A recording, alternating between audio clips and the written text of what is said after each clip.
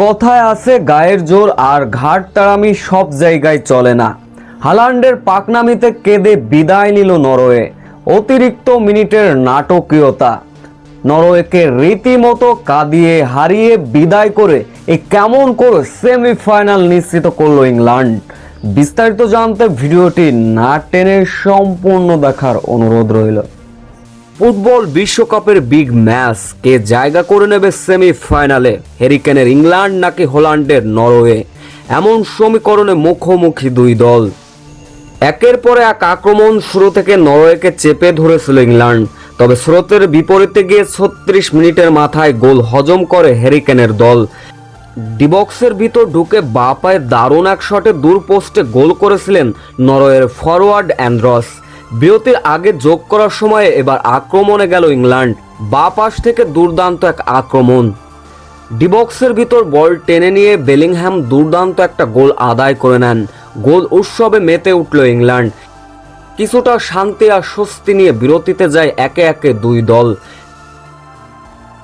দেশে নিজেদের দম্ভ আর আধিপত্য দেখিয়েছে নরওয়ে।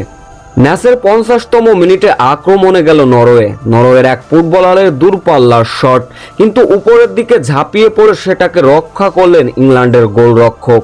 1 মিনিট যেতে না যেতেই হল্যান্ডের আক্রমণ, হল্যান্ডের দূরপাল্লার শট, সেটাও অবশ্য রুখে দিলেন ইংল্যান্ডের গোলরক্ষক।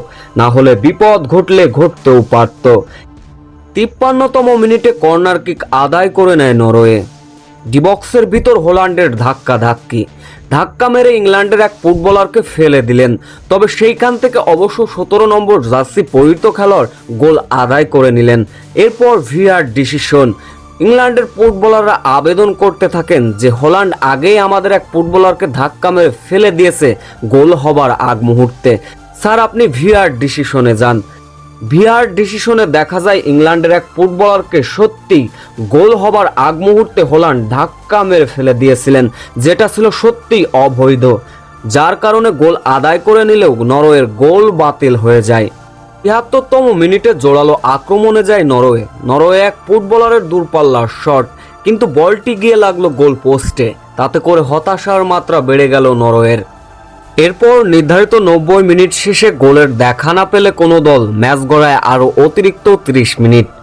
অতিরিক্ত মিনিটের 92 মিনিটের ঘটনা। এবার আক্রমণে গেল ইংল্যান্ডের 17 নম্বর জার্সি পরিহিত খেলোয়াড় ডিবক্সের ভিতর বল টেনে নিয়ে গেলেন, দূরপাল্লার শট নিলেন, কিন্তু নরওয়ের গোলরক্ষক বলটা সেভ দিতে পারলেন না। তার হাত ফসকে বল বেরিয়ে আসলে বলটি চলে আসলো বেলিংহ্যামের পায়ে। সেইখান থেকে বেলিংহ্যাম দুর্দান্ত একটা শটে গোল আদায় করে নেন। নিজের জোড়া গোল পূরণ করলেন বেলিংহ্যাম, সেই সঙ্গে দলকে 2-1 লিড এনে দেন তিনি।